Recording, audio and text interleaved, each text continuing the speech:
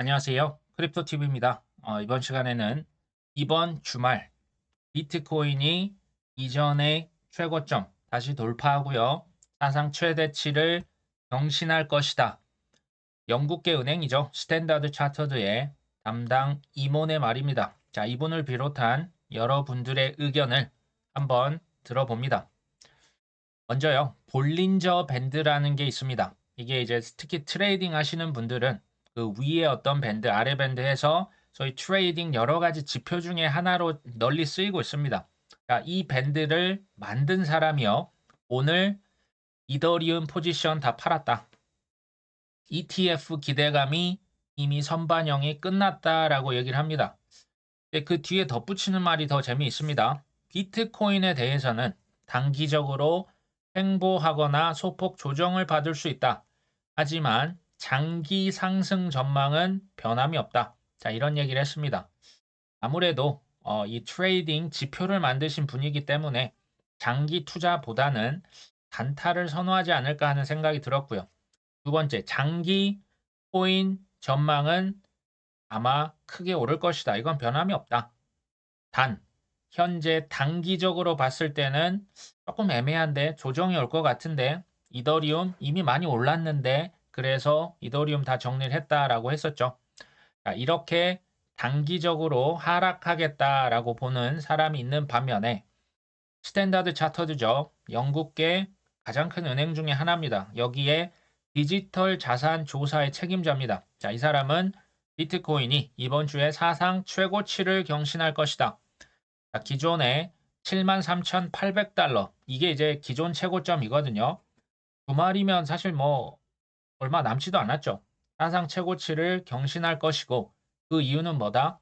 이더리움 현물 ETF 승인에 대한 기대감에 따라서 비트코인이 최고치 이번 주에 경신을 하고 연말에는 2억 원도 넘어갈 수 있을 것이다.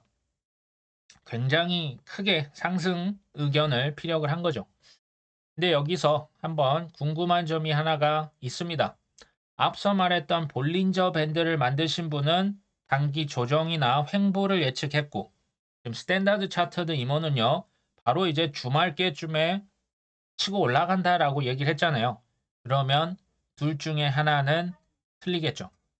그러니까 제가 계속 어떤 가격이랄지 어떤 행동이 아닌 의견에 대한 부분은 항상 뭐 들으실 필요 있습니다. 근데 얘가 왜 이렇게 생각하나 그 논거를 살펴보실 필요가 있고요. 철저하게 검증을 하셔야 되고 항상 가격 예측은 그냥 참고만 하시는 게 좋겠죠. 투자의 고수는요. 어떻게 될 것이다 해서 샀다 팔았다를 하는 존재가 아니고요. 어쩌다 한번 맞추겠죠. 계속 맞출 수 있습니까? 어쩌다 큰 손실이 발생하면 회복이 불가할 수 있습니다. 그게 아니라 본인이 세워놓은 원칙이 있겠죠. 이더리움이 ETF 승인돼? 그러면 많이 오르겠네. 그때 조금 뭐 팔지. 뭐 본인만의 이런 원칙을 세워놓고요. 뭐 연말까지는 홀딩을 무조건 하겠다. 이런 것들을 그냥 상황에 맞게 잘 대응하는 사람이 진짜 고수가 아닐까 하는 생각을 해봤습니다. 센티멘트라고 하는 코인 분석 플랫폼이 있죠. 자, 이더리움의 매수 심리가 지난해 9월 달 이후 최고치를 기록하고 있다. 뭐 이유는 우리가 알고 있죠. ETF가 지금 뭐 승인이 될 것이다라는 기대감. 자, 그러면서 비트코인이나 솔라나의 매수 심리는 조금 꺾였다. 자, 차라리 지금은 이런 비트코인이나 솔라나 같이 저평가된 코인에 눈여겨볼 때다. 저는 뭐 이게 그 무슨 말인지 좀 일면 이해가 됐고요. 다만 글쎄요, 이렇게 좀 상승할 때 뭔가를 사기보다는 나중에 또 저는 기회가 또 올 수 있다는 생각은 해봤습니다. 자, 어찌됐건 자, 작년 말부터 지금까지도 어떻게 보면 비트코인 현물 ETF 승인에 대한 기대감으로 사실 모두가 전 세계가 비트코인만 쳐다봤지 않습니까? 마이클 세일러가 거의 킹 아닙니까? 비트코인 올라가면 비트 맥시멀리스트들의 어깨에 힘이 들어가고요. 불과 며칠 전에 반면 SEC에서 그 이더리움 현물 ETF 신청한 사람들에게 서류 업데이트를 요청했다. 자, 그때 이후로 상황이 완전히 바뀌었죠. 지금은 뭔만 쳐다본다? 그냥 다 이더리움만 쳐다보고 있는 거 아닙니까? 그러니까 이런 것을 저는 조금 주의할 필요가 있어요. 모두가 비트코인, 언론에서 비트코인만 조명한다, 우르르 몰려가죠. 그 다음 이더리움이다, 그 다음 뭐가 될까요? 뭐 솔라나다, 본인이 갖고 있는 거 막 손절을 하고 우르르 쫓아가면 내 계좌에 남는 거는 결국에는 깡통이 될 가능성이 높습니다. 자, 투자자라면 트레이딩, 뭐 단타가 아니라면 그러려니 하시면서 그냥 지켜보실 필요가 있고요. 자, 급등했다? 좋죠. 그러면 이더리움 그간 받았던 모았던 스테이킹 그거 찾아서요. 제 동생 오후반에 하는 선생님 얘기로 소고기 한 번씩 가족과 함께 사 먹으면 좋지 않을까요? 라는 생각을 해봤습니다. 우리가 들고 있는 코인들 대부분 수량은 뭐 최소 연말까지는 가져가겠다. 혹은 뭐 내년 상반기까지는 지켜보면서 분할 매도를 하겠다. 저는 이게 오히려 더 바람직한 전략이 아닐까 싶고요. 그 정확한 시점을 우리가 모르기 때문에 그렇겠죠. 뭐 분할로 뭐 연말까지 얼마를 팔겠다. 그것도 마찬가지고요. 제일 중요한 건 뭔지 아십니까? 우리가 투자하고 있는 코인뿐만 아니고요. 모든 자산, 뭐 주식, 부동산, 심지어 그 모든 어떤 뭐 금, 은, 뭐 NFT 파일들까지 가장 자산에 영향을 많이 미치는 딱 하나를 꼽아라. 그게 뭡니까? 유동성입니다. 돈 찍기의 힘은요, 모든 것을 들어 올립니다. 돈을 찍어내면 상대적인 가치가 올라가는 거죠. 그 외에는 다 뭘까요? 그냥 소음입니다. SEC가 어쨌다, 중국에서 뭐 금지를 했다, 인도에서 금지를 했다, 여기 저 10년간 있었고요. 다 소음이었습니다. 앞으로도 그럴 겁니다. 자, 홍콩 개인정보보호위에서 월드코인은 개인정보보호법을 위반했다. 데이터 수집 중단해야 한다. 라고 얘기를 하네요. 자, 월드코인은 신원 확인 절차를 위한 인공지능 모델 학습 목적으로 홍콩 사람들 8,300명의 홍채 데이터, 안면 데이터를 수집했다. 그리고 이것을 최대 10년 동안 보유하겠다라고 했다고 하는데요. 자, 이것은 너무 과도한 기간이다. 그러니까 10년 동안이나 보관을 한다라고 하는 건 좀 누가 봐도 굉장히 긴 기간이지 않습니까? 앞으로 이제 벌어질 트렌드, 쉽게 말하면 지금 인공지능, 뭐 이건 전 세계를 과거 인터넷처럼 다 바꿔놓겠죠. 인공지능이 아니면 거의 죽음을 달라 이 수준이죠. 인공지능을 활용한 기업과 개인과 활용하지 못한 기업과 개인 빈부격차 어마어마하게 늘어날 겁니다. 근데 이 인공지능을 잘 구현하기 위해서 뭐가 필요하다? 땡땡땡은 바로 데이터죠. 우리의 소비 패턴 데이터, 우리의 바이오 데이터, 우리의 건강 데이터, 이런 것들과 인공지능을 합쳐서 빅테크들이 돈을 벌 겁니다. 물론 인공지능 여러 가지 학습하고 시뮬레이션 돌리려면 엄청난 전력이 필요하다라고 말씀을 드렸죠. 그래서 채굴 코인의 미래도 밝을 것이다. 어찌됐건 지금도 그렇지만 앞으로도 우리가 프라이버시를 포기하면 포기할수록 더 편한 시대가 올 겁니다. 조금은 좀 우픈 현실이 아닐까 싶습니다. 자, 갈라게임즈 뭐 최근에 갈라 코인이 뭐 해킹을 당했었죠. 어떤 분이 그 구독자분께서 그 댓글을 이렇게 달아주셨는데, 저 같은 경우는 사실 뭐 소액 사서요, 빗썸에 넣어두고 사실 뭐 잊고 지내고 있습니다. 그리고 제가 산 가격이 뭐 예전에 샀기 때문에요. 그 뭐 밑으로 내려오지도 않고요. 그냥 그러려니 하고 있었고요. 근데 여기에서 해킹이 됐죠. 이거 큰 악재가 맞습니다. 근데 커뮤니티에서 뭐 여러 가지 대책을 세웠겠죠. 탈취가 되고 무단 소각됐던 그 갈라 코인 물량만큼 추가로 코인을 소각시켜 버리자라는 거버넌스 투표를 진행 중에 있다라고 합니다. 사실은 이건 호재거든요. 코인 불타서 없어진 거, 도난당한 거만큼 코인 더 없애버리자. 사실 이건 호재입니다. 제가 만약에 현금이 있었으면 뭐 갈라 조금 더 샀을 것 같긴 하거든요. 그러니까 이것을 제가 말씀드린 이유는 이겁니다. 어떤 코인에 대한 믿음은요, 자고 일어났더니 2배가 되고 3배가 됐을 때 믿음이 생긴 게 진짜가 아니고요. 큰 악재일 때 내 믿음이 실제인지 허상인지 극명하게 밝혀집니다. 이런 해킹 뭐 악재죠. 근데 저는 이것을 이제 뭐 본질이 뭐 어떻게 흐려지고 큰 결함이 있다. 이렇다기보다는 그냥 그때 그러려니 하고 지나갈 뭐 사건이라고 전 생각을 했습니다. 그러니까 이제 펀더멘탈을요. 확실하게 검증을 하시고 또 가급적 좀 시가총액이 낮다. 뭐 그렇게 큰 돈을 넣고 그러니까 넣어 놓고 막 뭐 몇천만 원에서 뭐 몇 억을 투자해 놓고 잠이 안 온다. 그건 본인의 역량을 넘어섰다라고 생각하시는 게 좋을 것 같아요.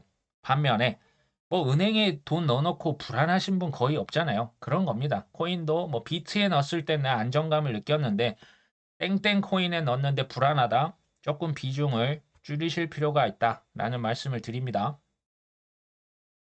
가벅 거백스라고 하는 뭐 사람이 있죠. 이 사람이 비트코인이 10년 전에 400달러였는데 지금은 7만 달러다.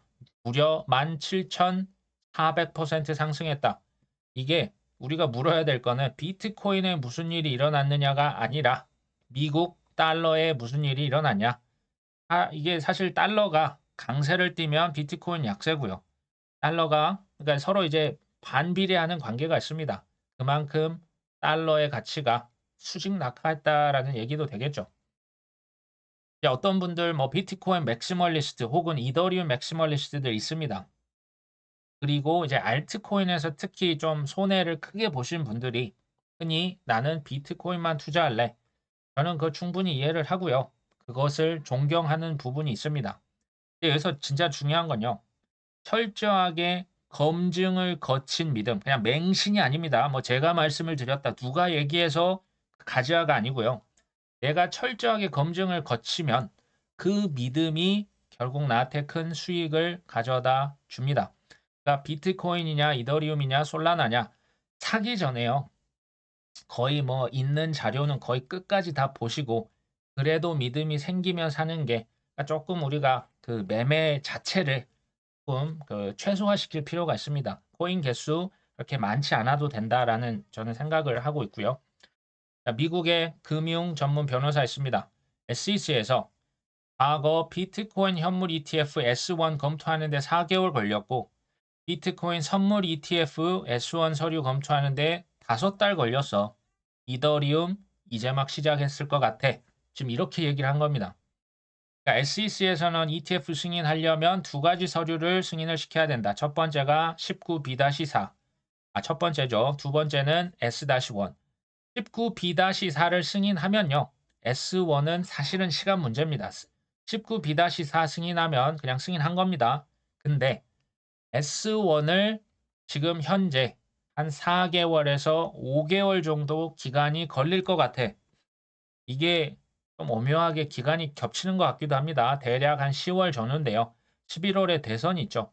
어찌됐건 이때 이더리움 ETF를 이제 그 승인은 했고 실제 상장이 되고 각 기관들에게 판매가 될 수 있지 않겠냐. 지금 이런 예측이거든요.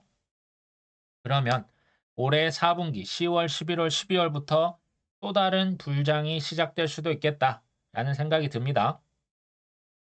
올해 근데 제가 또 말씀드렸던 거 크립토 서머 뜨겁지만 한번 소나기 내릴 수 있고 장마가 올 수도 있고 태풍도 한두 번 올 것이다 말씀을 드렸는데 태풍이 언제 올까요? 3분기에 올 수도 있고 4분기에 올 수도 있고 사실 이것은 우리의 영역은 아닙니다. 근데 중요한 건요. 제가 미래를 예측하는 게 아니고 그냥 대응을 잘하면 된다. 폭락이 만약에 나왔다면 절대 하지 마셔야 될 거. 이게 바로 패닉셀이라고 말씀드렸죠. 패닉셀 하면 기회는 없다. 오히려 바이 더 딥을 할 수 있게 현금을 차곡차곡 쌓아놓을 필요가 있다. 두 번째, 큰 조정이 안 나오면 그냥 좋은 거죠. 큰 조정 안 나오면 뭐 이걸 뭐 우리가 불평할 게 뭐가 있습니까? 세 번째, 그리고 이제 가끔 가다가 이제 또 부동산 과거 이 그 상승장에서 빚을 내서 뭔가 사셨던 분들 급전이 필요하신 분들 있잖아요. 좀 크게 한번 폭등이 나와준다. 뭐 이더리움 ETF다 뭐다 해서 알트코인 한번 크게 오르면요. 그냥 셀더 랠리 한번 그러니까 이제 전량 팔자는 게 아니고요. 일부 팔아서 뭐 이렇게 빚도 갚고 필요한 용도가 있으면 쓰셔도 되겠다. 자, 이게 저는 뭐 그냥 일반적인 원칙이고 대응을 이렇게 하셨으면 좋겠어요. 중요한 것은 올해 3분기와 4분기 그리고 내년 가면 갈수록 전 세계 뭐가 된다? 돈이 풀리고요. 돈이 풀린다고 자산 시장이 뭐 바로 막 급등할 수도 있지만 실질 실물 경제까지 가는 데는 시간이 조금 걸릴 수가 있습니다. 자, 이게 가장 중요해요. 돈이 풀릴 것이다. 올해 3분기, 4분기, 내년 상반기까지 돈이 풀리면 자산 가격은 상대적으로 오를 것이다. 나머지는 소음이다. 그리고 살 때도 뭐 가급적 분할 매수를 하고 팔고 시장을 탈출할 때도 가급적 분할 매도가 좋을 것이다. 하락할 때 바이 더 딥은 필수입니다. 하락할 때 줍줍은 필수. 단 상승할 때 일부 익절은 이건 선택의 영역이에요. 그러니까 필요하다면 조금 팔아서 뭐 용도에 맞게 쓰시면 되고 그게 아니면 그냥 뭐 연말까지 내년까지 들고 가시면 되겠죠. 마지막은 제가 트럼프 얘기 좀 해보려고 하는데요. 암호화폐가 사기에 가깝다. 그 이유를 뭐라고 했냐? 자국의 화폐인 달러와 경쟁을 하니까 라고 얘기를 했었는데 이제 선거가 이제 코앞으로 다가오니 비트코인 결제를 허용할 것이다. 이게 이제 참 대단하다. 정말 이렇게 입장을 손바닥 뒤집듯이 뒤집는구나. 근데 이제 비트코인에 대해서도 사람들이 사기다. 뭐 예전에 뭡니까? 뭐 쥐덫이다. 뭐라고 했잖아요. 근데 저는 계속 말씀드리죠. 비트코인 다음 이더리움이다. 이더리움 다음 뭐다? 솔라나다. 솔라나 다음 뭐다? XRP다. 도지다. 아발란체다. 저는 이제 뭐 수십 번 얘기를 드려서요. 그러니까 이런 어떤 뭐 나중 지금 이더에 포드를 엄청나게 지금 씌워놓고 이 손바닥 뒤집는 거 보셨지 않습니까? 이 말장난이에요. 속지 마십시오. 이거 속으면 어, 힘듭니다. 안 속으셨으면 하는 바람이 있고요. 자, 도널드 트럼프가 이제 그 선거 캠페인 할 때 후원금을 코인으로 받겠다. 근데요, 참 이 사업의 규제 맞습니다. 이게 뭐 인격적으로는 뭐 여러 가지 범죄에 지금 연루가 돼 있죠. 근데 사업의 규제고 표심의 규제라는 생각 안 드십니까? 트럼프가 이제 언제부터 친크립토 대통령 후보가 됐습니까? 자, 이렇게 하면서 바이든과 차별화를 꾀하고 있죠. 트럼프가 근데 선거 후원금을 받기로 한 코인 혹시 아십니까? 이게 마지막 부록입니다. 여기 트럼프 이제 홈페이지 가보시면 Now Accepting Crypto 해가지고 여기 이렇게 코인의 로고가 들어가 있죠. 자, 이걸 제가 조금 확대해 보겠습니다.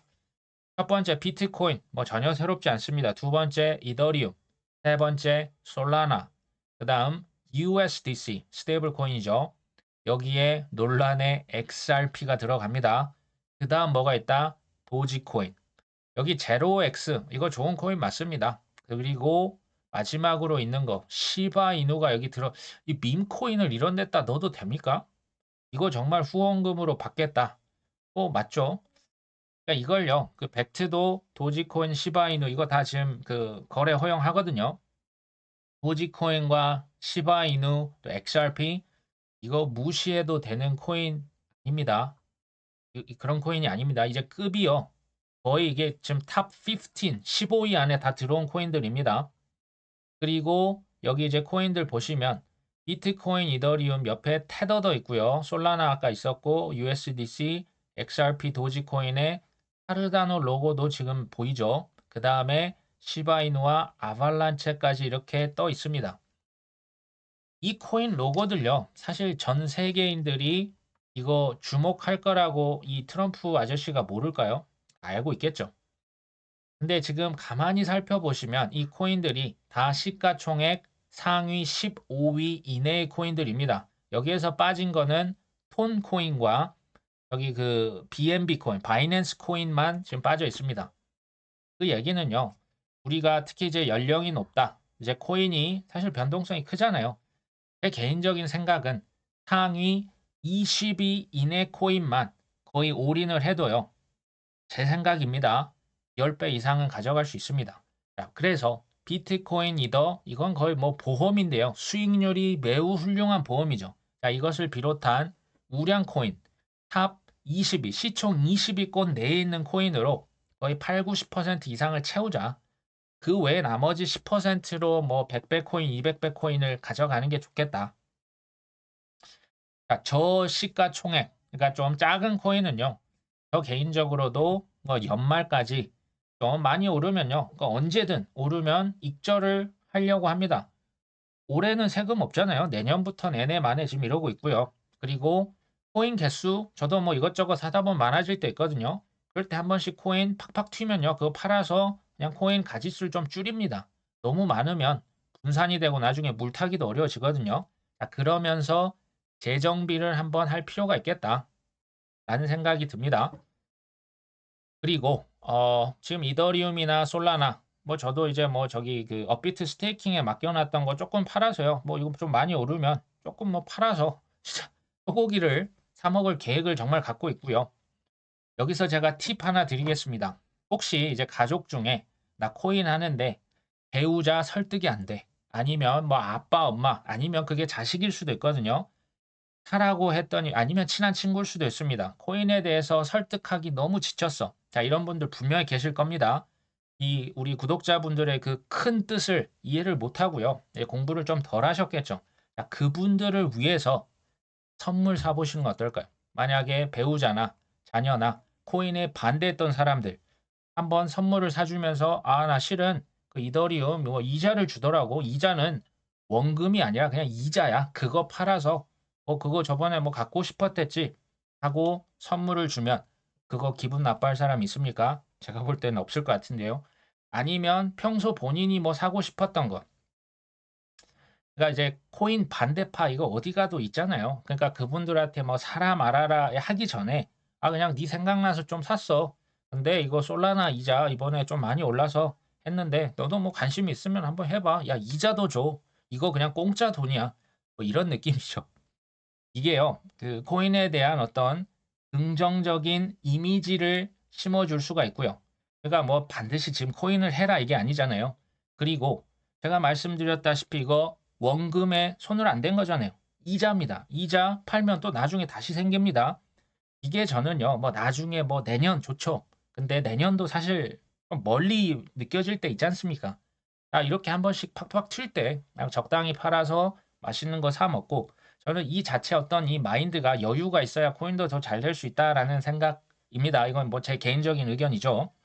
그리고 우리 나중에 이제 뭐 시세 차익 노리는 거 맞죠? 근데 언젠가 미래의 우리 연금 코인들 있잖아요. 뭐 이더리움 이자, 솔라나 이자, 자, 코인 이자로만 생활을 할 수 있는 연금 생활자 꿈꿔보셔도 되지 않습니까? 이것을 조금 미리 연습한다 생각해 보시고 좀 많이 올랐을 때 그냥 조금 이자 정도는 팔아서 맛있는 거 먹거나 선물해 보시면 어떨까요? 자, 오늘 방송 여기까지 합니다. 끝까지 시청해 주셔서 감사합니다.